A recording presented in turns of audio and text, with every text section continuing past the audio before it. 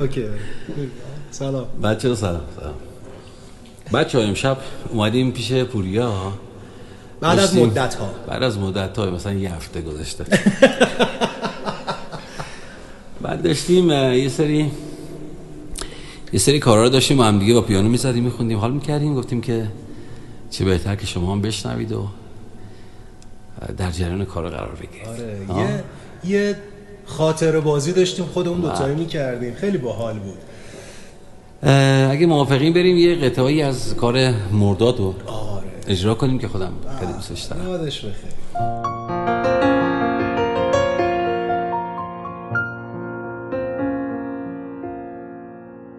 تو اتاقم جا مونده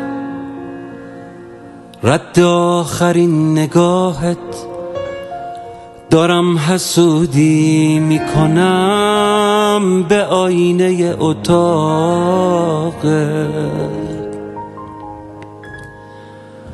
تو رو از دست میدم، دارم از دست میرم، من مغرور رو ببین دارم سراغ تو از همه میگیرم.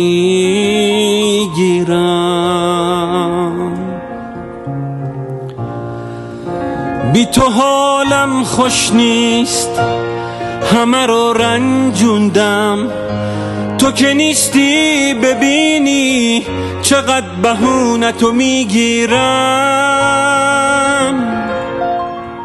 واسه تو دلتنگم، واسه تو میمیرم، تو که نیستی ببینی چقدر بهونتو میگیرم،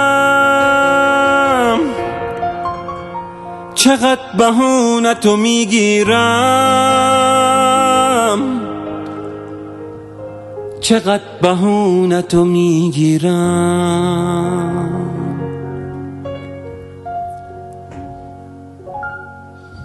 خب فعلا یادش بخیر. امشب تو همینجا کافیه، بچه نم استودیوشه.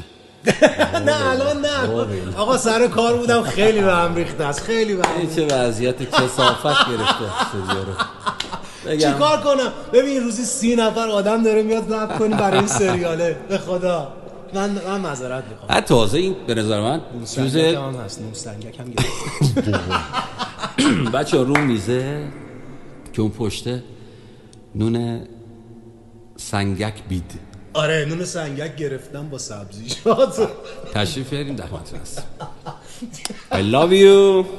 با عاشقتونم، دمتون گرم. مرسی بچه‌ها. وایس اینم بزن. بعد من مینو شد.